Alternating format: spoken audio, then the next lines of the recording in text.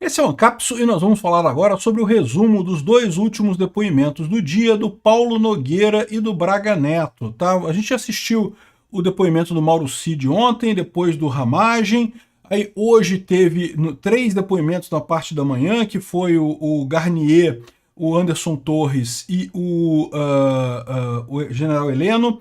Depois teve o depoimento do Bolsonaro, que a gente acompanhou ao vivo, eu fiz um resumo também mais cedo.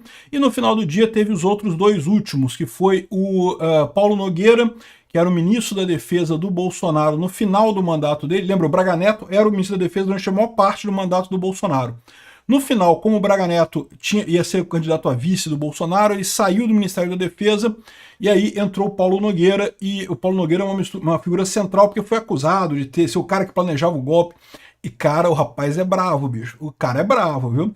E também teve o próprio Braga Neto, que também deu o depoimento dele à distância. Vamos entender o que foi falado nesses dois últimos depoimentos, que eu concordo, não é tão importante quanto os outros que a gente viu, até que o do Bolsonaro era o mais importante, o Mauro Cid e o Bolsonaro eram mais importantes, mas a verdade é que é importante para a gente complementar essa sériezinha aqui sobre como é que foram esses depoimentos, né? E mais uma vez eu faço a ressalva para vocês. Eu acredito que esse depoimento já está decidido. Eu vi a jornalista da Globo reclamando que, ai não, que o Alexandre de Moraes tinha que ter sido mais incisivo e coisa e tal. Minha filha, ele já sabe que vai condenar, ele não precisa ser mais incisivo, tudo isso é uma palhaçada, tudo isso é um circo que a gente está assistindo aqui, não tem diferença nenhuma no final das contas, né? Essa notícia foi sugerida por Chapa Bolso Xandão 2026, Heleno, Eu Te Amo e várias outras pessoas. Obrigado aí ao pessoal que sugeriu notícias lá no nosso site, no visãolibertaria.com, e obrigado a você que está assistindo o nosso vídeo. Se você gosta do nosso conteúdo, por favor, deixe o seu like, se inscreva aqui no canal, né? Pois bem, o Paulo Nogueira, cara, muito durão, bicho, cara. O cara realmente saiu distribuindo tapa para todo mundo, para Alexandre de Moraes, para todo mundo, né? Muito assertivo. Ele falou sobre a questão, ele era o cara responsável pelo relatório da urna. Lembra que teve uma comissão que fez um relatório sobre se a urna tinha fraudes ou não tinha fraudes, não sei o que lá. E ele foi responsável por isso, e o Xandão perguntou para ele se que você não quis entregar um relatório parcial, porque alguém te pressionou para não entregar o relatório parcial, querendo que ele entregasse o Bolsonaro, né? E ele falou que ele não entregou o relatório parcial porque a equipe técnica falou que não era bom entregar o relatório parcial, porque isso poderia ter conclusões depois que alterassem esse resultado, então era melhor esperar todo o final do trabalho para ter a certeza do resultado e ter um resultado final sem contradições. Então, ou seja, deixou muito claro que não teve ninguém pressionando para não entregar relatório. O relatório parcial é o seguinte: eles fizeram essa análise no primeiro turno e no segundo turno. E havia uma reunião em que algumas pessoas entenderam que ele iria entregar um relatório parcial no primeiro turno, entre o primeiro e o segundo turno. E ele falou que não, que nunca foi ideia, e que a equipe falou que não, que é melhor entregar só no final, porque poderia ter mudança nesse meio tempo. Ele, não, então vou entregar, senão vai poder ter mudança e coisa e tal. E não despachou com os relatórios da ONU com ninguém antes do relatório final, não aceitou sugestões de ninguém. Se Bolsonaro tivesse mandado ele fazer, eu jamais aceitaria isso, nunca faria alteração no relatório. O relatório é o relatório que a equipe técnica me mandou e ponto final, coisa e tal. Eu gostei da assertividade do cara, tá? Ele disse que Bolsonaro jamais me pressionou para mandar só relatório depois do segundo turno, nem pressionou para mandar nada, foi tudo a EFASEV. EFASEV era o nome lá da equipe que fez a avaliação do relatório. Se tivesse que alterar relatório desse, teria que mudar um monte de gente, eu teria que falar com um monte de gente, eu não aceitaria isso, não faria de jeito nenhum, coisa e tal. E falou sobre a réplica, porque depois que foi liberado o relatório, ele soltou um comunicado dizendo que, olha só, esse relatório quer dizer que a gente não encontrou fraude no passado, mas que pode ter fraude no futuro, pode ter coisas erradas no futuro, né?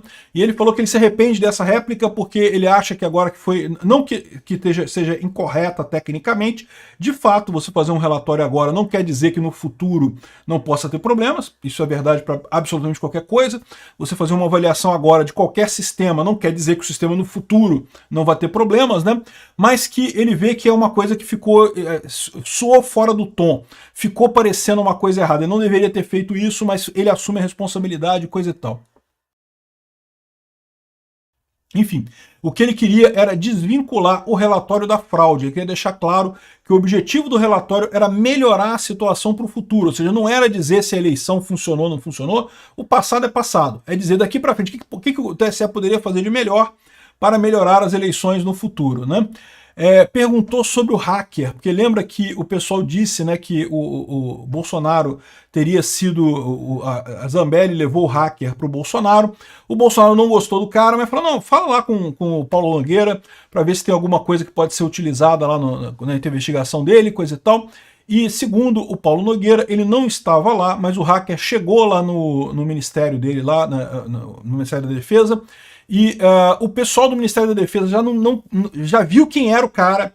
E aí que eu falo pra vocês, o Bolsonaro percebeu que o cara não era boa figura. O cara do Ministério da Defesa, cara, é o hacker da Vaza Jato. Caramba, não, aí no que falaram isso, botaram o cara numa salinha de espera lá, ele ficou 15 minutos lá e foi embora. Não, ele não teve reunião com ninguém, não falou com ninguém no prédio do Ministério da Defesa, ficou 15 minutos lá e o Paulo Nogueira disse que despachou o cara, que ele não falou com ninguém lá. E, de novo, porque é óbvio isso, e aí que eu falo pra vocês, é um dos problemas que eu tenho com a Carla. Como que a Carla Zambelli foi falar com esse cara? Onde é que ela tirou a ideia de que poderia ser uma boa ideia falar com esse hacker da Vaza Jato, né? Mas enfim. Que mais que ele falou? Que não conhece o Felipe Martins e que, então no momento o advogado ele perguntou, não, eu quero que você responda sim ou não para determinadas perguntas, porque isso acontece, tá? Pro advogado desmontar a tese da PGR, ele quer uma resposta simples, sim ou não, para algumas perguntas, né? E aí o advogado dele perguntou os negócios para ele lá, não, responde sim ou não. Ele falou, porra, tá me perguntando isso? Eu já tinha mais gente me perguntou, já está perguntando de novo esse troço aqui. O advogado ficou desse jeito, assim, o cara é realmente milico na acepção da palavra, entendeu? A palavra milico é o cara, né? O cara durão pra cacete, o advogado ficou meio assim, não, peraí, até o Alexandre de Moraes riu, o pessoal, todo mundo riu, coisa e tal.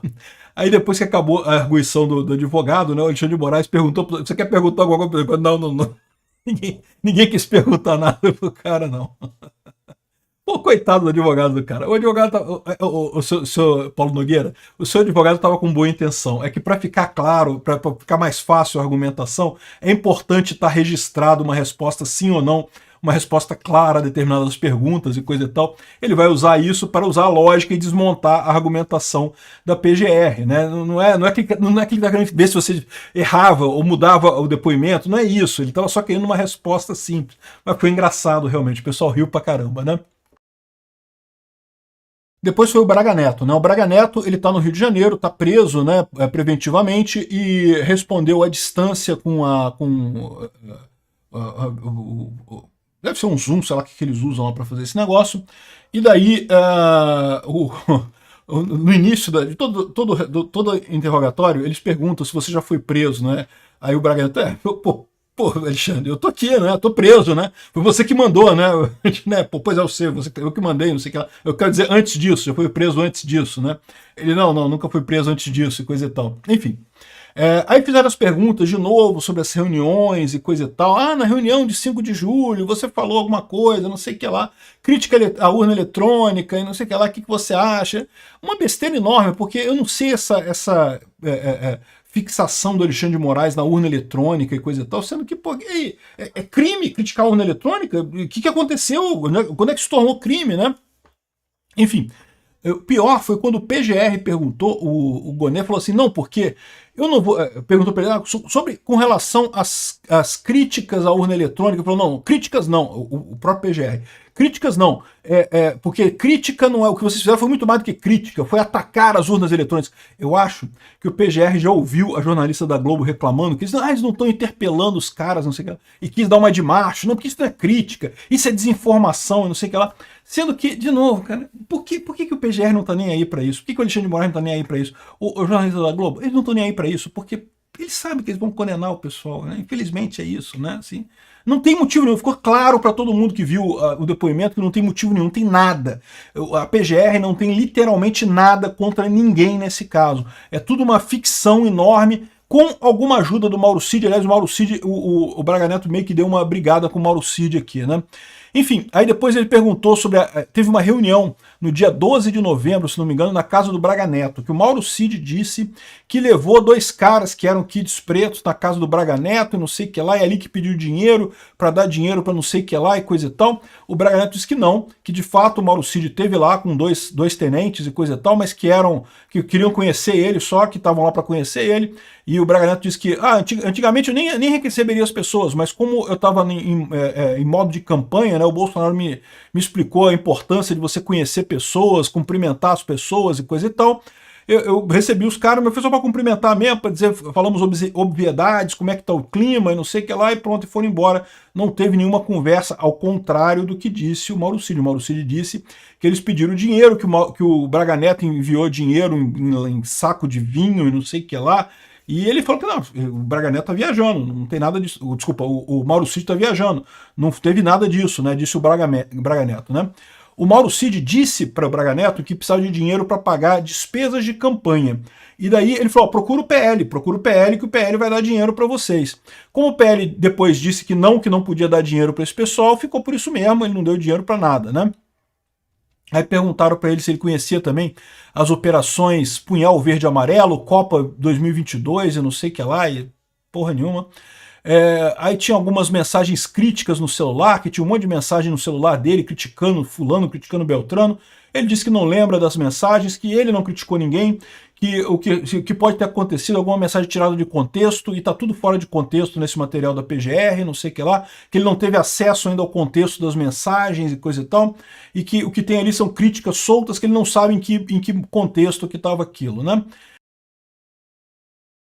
Nunca se intrometeu em eleições, fraudes da urna e coisa e tal, e jamais apoiaria coisas contra a democracia, que ele liderou a força brasileira, acho que em Timor-Leste, não sei onde é que foi, as tropas brasileiras que foram fazer missão de paz e coisa e tal. Ele falou que eu dou uma importância enorme à democracia, jamais aceitaria qualquer coisa que tivesse a ver com rompimento de ordem democrática e coisa e tal, nunca apoiaria um plano de golpe e coisa e tal, né? E falou abertamente, olha só, o Cid faltou com a verdade sobre a questão de dinheiro. Jamais entreguei dinheiro ao Mauro Cid e não tem esse negócio não, né? Então teve uma briguinha no final com o Mauro Cid, mas, enfim, eu achei também o Braga Neto muito seguro de si, falando muito assertivamente, coisa e tal, e muito tranquilo, não tava apavorado. O Mauro Cid é o mais apavorado de todos, é impressionante. O cara realmente, não sei o que o Alexandre de Moraes fez com o cara, mas conseguiu amedrontar o sujeito muito, né? Enfim, terminaram os depoimentos. O Alexandre de Moraes conseguiu o que ele queria, que é fazer o depoimento rápido. Lembra? Isso é uma corrida contra o tempo. O Alexandre de Moraes estava correndo com essa porcaria para tentar fazer a coisa toda muito rápida. Ele deu 5 dias de prazo para quem quiser fazer alguma outra produção de provas. Infelizmente vai ser 5 dias só. Por quê? Eu aposto que o Alexandre de Moraes vai negar qualquer produção de prova pedida pelos réus. Mais uma vez, por quê? Porque isso é o correto? Não, isso não é o correto. O correto seria ele atender os réus e fazer a produção de prova que fosse necessária nesse caso, né? A questão é que o Alexandre de Moraes está numa corrida. Ele quer correr com essa coisa toda para condenar o Bolsonaro o mais rápido possível. Então qualquer produção de prova que for pedida vai ser negada pelo Alexandre de Moraes, vocês podem ter certeza disso. Muito em breve ele vai pedir o que eles chamam de considerações finais, né, das defesas dos réus e coisa e tal, e já vai partir para o julgamento para tentar condenar Bolsonaro o mais rápido possível. De novo, qualquer pessoa que tenha assistido esses depoimentos, tal como eu assisti, fica muito claro que pode ter alguma coisa assim estranha, coisa e tal. O Mauro Cid falou que tinha dinheiro, que não tinha dinheiro, coisa e tal, mas em momento algum, até o Mauro Cid sempre deixou claro, olha só, nunca iria acontecer nada, todo mundo sabia que não ia ter golpe, que não ia acontecer nada, nunca teve essa possibilidade de ter golpe, ninguém discutiu esse tipo de coisa. Mas teve um documento lá, o pessoal mandava um monte de documento no celular dele, coisa e tal, mas ninguém nunca levou esse troço a sério, né? Apesar disso, eu acho pouco provável que eles não sejam condenados, como eu já expliquei para vocês, porque se trata de uma questão de sobrevivência política do Alexandre de Moraes. O Alexandre de Moraes já fez tanta lambança nesse processo que se ele não achar um golpe agora no Brasil, ele não... como é que ele vai justificar todas as lambanças que ele fez no passado?